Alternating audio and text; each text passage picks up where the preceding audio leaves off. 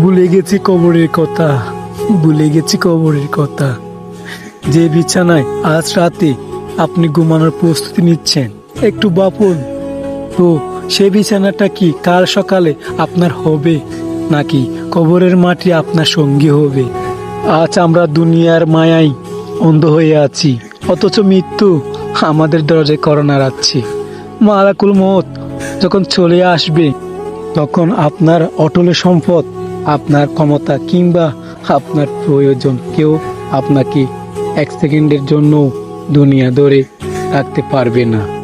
মানুষ বলবে সময় নেই, অথচ আজরাইল আলাইহিস সালাম এর কাছে আমাদের অজুহাত দেওয়ার কোনো সুযোগ থাকবে না। কবরে সেই অন্ধকারে ঘরে বাতি হয়ে জ্বলবে শুধু আপনার নেক আমল আর 5 ওয়াক্ত নামাজ। হে আল্লাহ, আমাদের সবাইকে ঈমানের সাথে কবরে যাওয়ার তৌফিক দান করুন, আমিন।